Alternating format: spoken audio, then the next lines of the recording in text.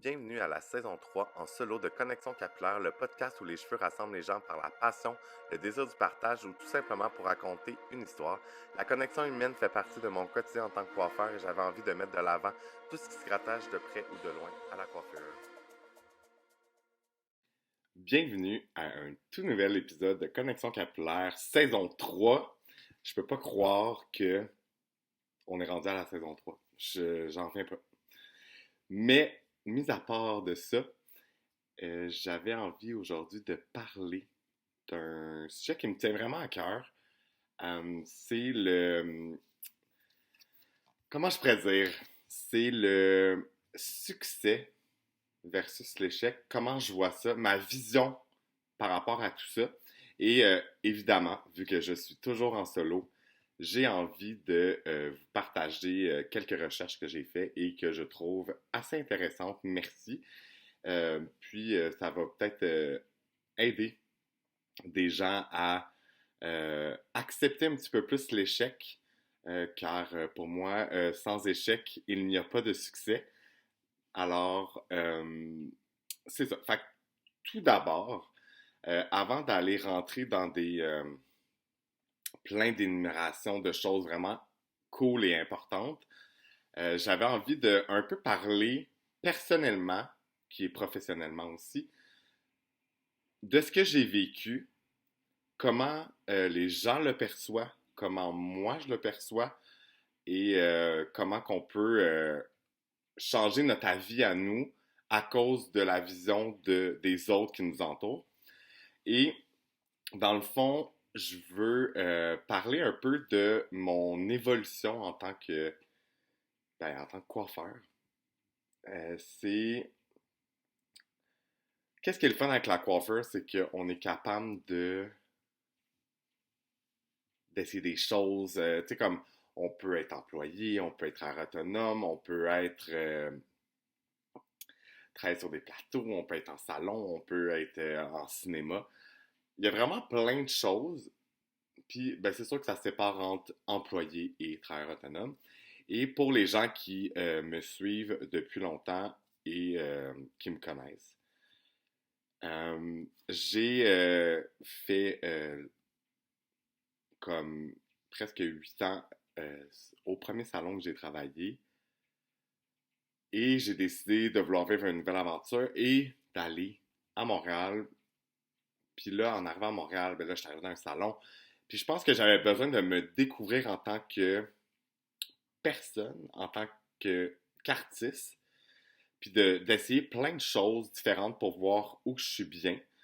Et tout ça pour venir à que j'ai été employé pendant plusieurs années. Je suis déménagé à Montréal et j'ai aussi été employé. Et là, j'ai décidé que j'étais comme, je suis prêt, je m'en vais, travailleur autonome. J'ai été travailleur autonome environ 3 ans, jusqu'à la pandémie, jusqu'à temps que la pandémie arrive. Et j'ai vraiment aimé ça. C'est pas facile. C'est sûr que c'est le fun de faire son horaire, etc. Mais ça amène beaucoup de responsabilités. Euh, Par rapport à responsabilité, je les faisais parce qu'il faut les faire. Mais j'ai adoré ça. Tout ça pour dire que j'ai adoré ça. Puis là, t'es comme, j'étais employé, je suis allé travailler autonome, puis là, c'est comme un gros win, c'est un succès. C'est genre vraiment un succès pour moi, pour d'autres gens qui, dans leur milieu, comment ils réagissent à ça. Et là, la pandémie est arrivée, je me suis questionné, etc. Et j'ai décidé de retourner employé. Et là, vous allez me dire, aïe aïe, Eric, c'est tellement un échec.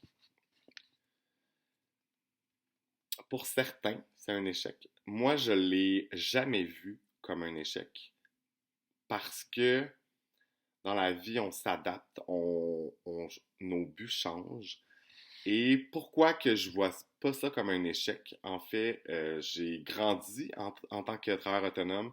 J'ai adoré ça. J'ai décidé c'est un choix personnel de retourner en tant qu'employé. Pourquoi? Ou qui sont là les vraies raisons. J'ai... en fait, c'est... j'ai pas à faire de comptabilité. Je n'ai pas la gestion de la prise de rendez-vous. OK, j'en fais un peu quand même de temps en temps via les réseaux sociaux, mais j'essaie de tout envoyer les gens à booker en ligne ou à appeler directement au salon. Ensuite de ça, j'ai pas d'inventaire à faire. Fait que, tu sais, comme ça l'enlève beaucoup de. Moi, je me disais que ça m'enlève beaucoup de poids dans mes semaines à gérer des choses que j'aime pas tant gérer. Et là, aussi, ça me permet d'être plus libre. Là, vous allez me dire, Eric, être plus libre, t'es employé, tu vas être t'es bien plus libre quand t'es travailleur autonome que employé. Mais moi, je suis pas d'accord. Je vais vous expliquer pourquoi. Parce que, c'est ma vision à moi encore là.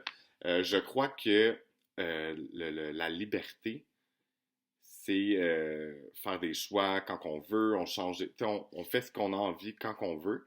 Mais en même temps, je trouve qu'en tant que travailleur autonome, si tu travailles pas pendant une semaine, fine, si t'en vas en voyage, fine, mais t'as pas de... Je veux dire, même si t'es en voyage, là, si t'avais pas fait ta commande avant de partir, parce que c'est mon genre, pendant que t'es en vacances, il va falloir que tu le fasses ou que tu rushes avant de commencer ta journée, pis ci, pis ça.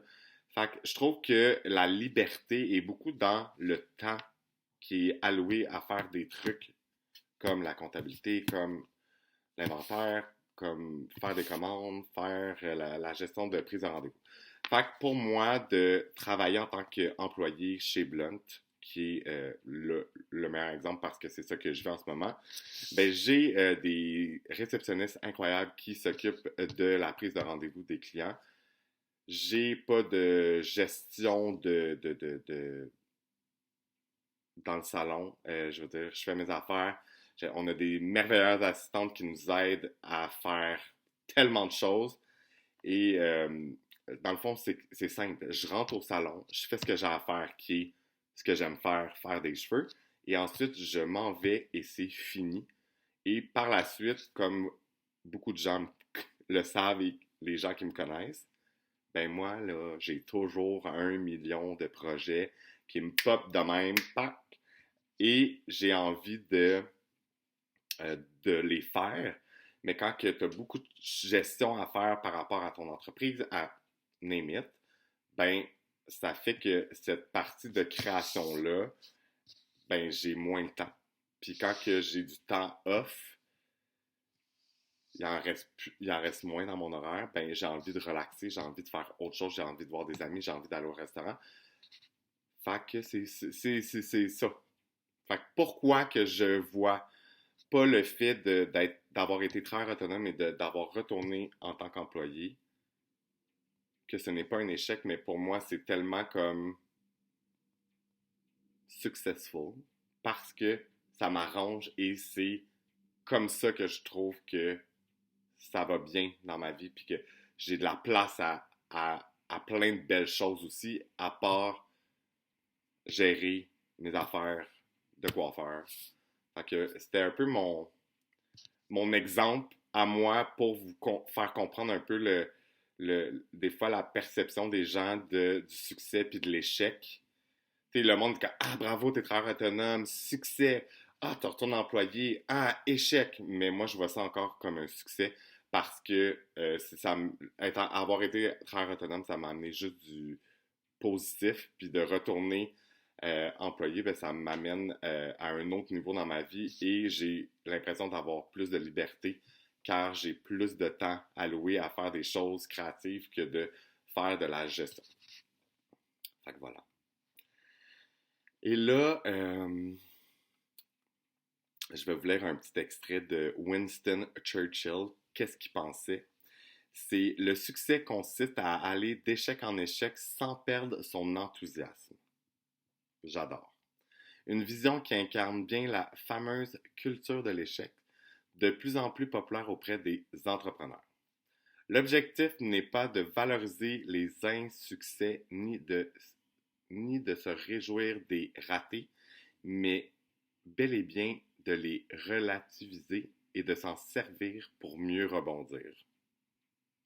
J'aurais pas pu dire mieux. Fait que c'est pour ça que j'ai décidé de la garder en note parce que je trouvais que c'est ça. Tu sais, je veux dire, des échecs, ça t'amène à aller plus loin puis d'accomplir des belles choses, même si l'échec avant, pour toi, est la fin du monde. Mais non, c'est normal. Il y a tout dans la vie se fait pas nécessairement en une fois. Il y a des choses que oui, et on est bien content, mais il y a d'autres choses que on apprend, on se réaligne, puis on fonce encore plus.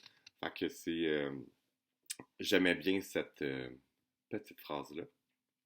Et là, tu sais, la culture de l'échec, on voit, tu sais, c'est juste une question de perception.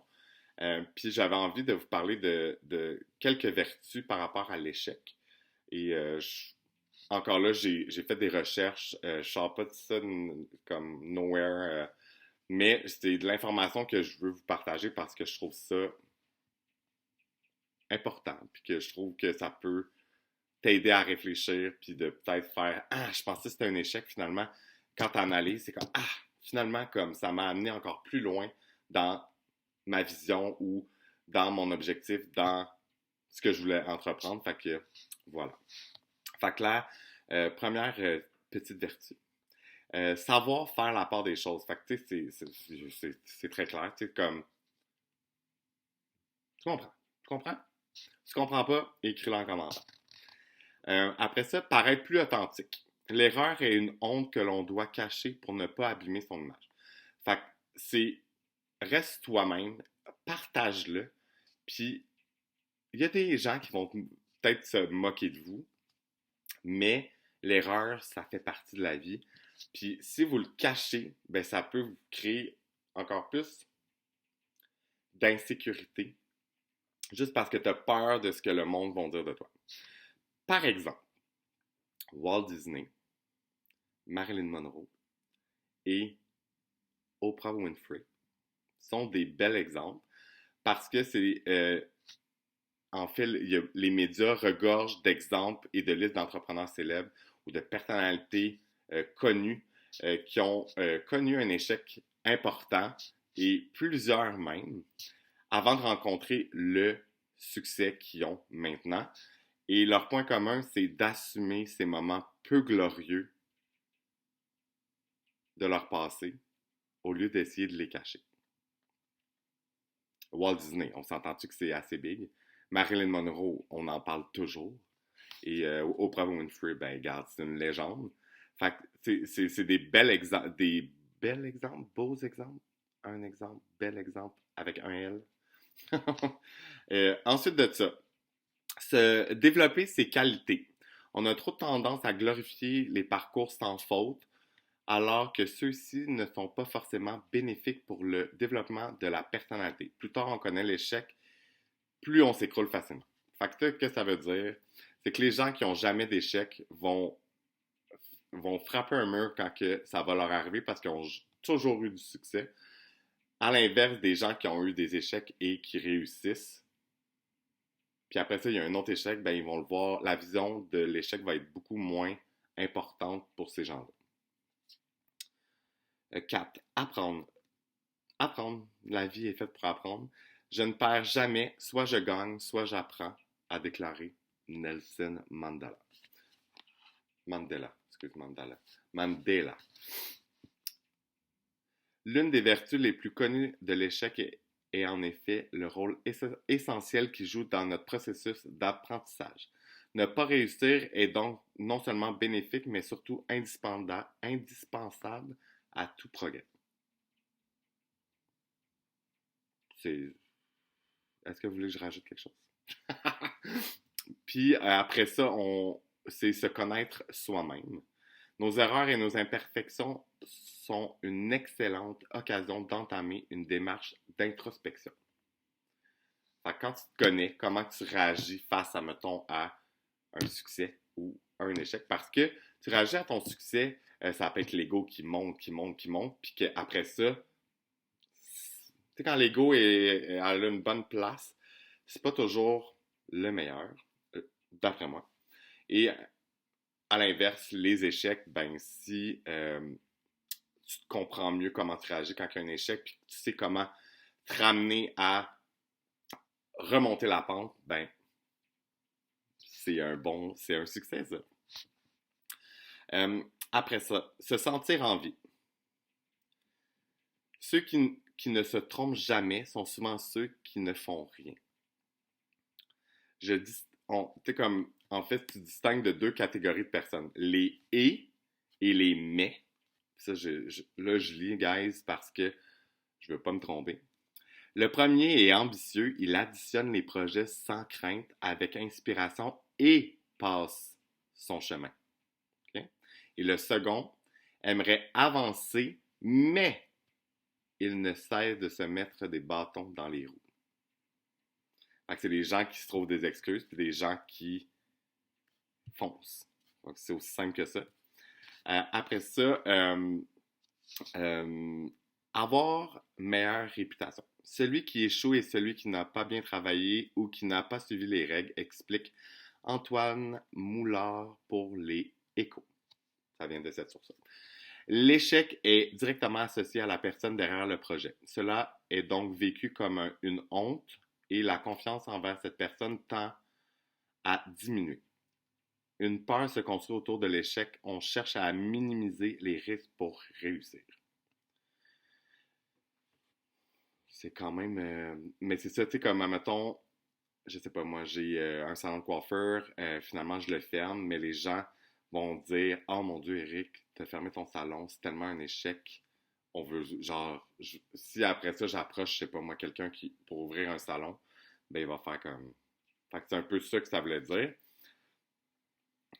Puis, Truman Capote a dit comme quotes, que j'adore, « L'échec, c'est l'épice qui donne sa saveur au succès. » Et je suis totalement en accord avec ça et je trouve ça parfait. Puis là, on a parlé beaucoup de l'échec parce que ben, je pense qu'on a plus de misère à vivre les échecs. Le succès, comment je le vois, c'est un peu la réussite rime avec croissance. Fait que plus tu grandis, plus que tu peux réussir de choses. Parce que quand on reste fermé et on met des barres, comme on reste dans une petite boîte puis on voit juste ce qu'il y a dans la boîte, je pense pas que tu grandis comme ça. Tant mieux si tu grandis, tu trouves que tu grandis bien dans cette petite boîte et que tu regardes pas à l'extérieur. Mais moi, je vois pas ça comme ça. Puis tu sais, on parle aussi de se dépasser soi-même, de faire de son mieux. C'est pas obligé d'être parfait, il faut juste que tu fasses de ton mieux. Puis tu sais, si, admettons, je sais pas moi, une situation où que tu réagis, puis t'es comme... Puis tu réagis mal, mais si... pas réagir mal, mais tu sais, comme... Tu pourrais réagir mal, mais tu as essayé de réagir de la meilleure façon possible, ben, tu fais de ton mieux. Puis c'est correct, on est humain, puis on a des réactions impulsives. C'est ça. Fait que c'est de faire de ton mieux, c'est ça l'important. Puis de servir des gens autour de soi pour, même en tant que personne seule et aussi autour de toi avec les gens que tu connais, mais de juste contribuer à un monde meilleur. Tu comprends? Je pense que c'est ça. Tu sais, juste avec les réseaux sociaux, tu sais, on partage tellement d'affaires, puis tu sais, ça peut changer des vies, puis ça amène du bon dans beaucoup de gens, dans la vie de beaucoup de gens, je veux dire. Et on s'en rend même pas compte, mais ça a un impact. Fait que, tu sais, c'est de juste partager ton bonheur, que ça soit tu sais, un échec, tu sais, comme t'en parles, ben, il va y avoir des gens qui vont relate, puis comme, ils vont parler de leur expérience par rapport à un échec qu'ils ont eu, puis ça va juste faire que vous allez vous supporter, puis vous allez vous dire, excusez, mais je suis pas seul qui vit des échecs comme ça, tu sais. Fac, voilà. J'aime ça dire fac, voilà. quand que c'est presque terminé. Et c'est ça. Fait que ça résume bien l'épisode que je voulais faire. C'est très rapide et un peu de lecture de mes recherches. Et j'espère que vous avez aimé ça. Puis, c'est ça. Et si vous n'avez pas vu le dernier épisode sur les 3 valeurs importantes à la réussite, qui est un peu connexe à cet épisode-là, ben, je vous invite à aller sur Spotify, YouTube et Balado pour écouter le dernier épisode que j'ai mis la semaine dernière en ligne. Et si vous voulez, j'adore vous lire, vous pouvez écrire un succès que vous avez eu, un échec que vous avez eu. Puis juste de l'écrire des fois, même si c'est un échec puis on a un peu honte, mais juste de l'écrire des fois, ça peut comme t'enlever du poids puis te faire comme, hey, regarde, je l'écris, je le partage avec des gens et c'est new chapter, on recommence puis on est encore meilleur puis encore plus fort puis on est capable de réaliser nos rêves et créer plein de succès dans notre vie. Fait que sur ce, merci beaucoup d'avoir écouté cet épisode et on se voit la semaine prochaine.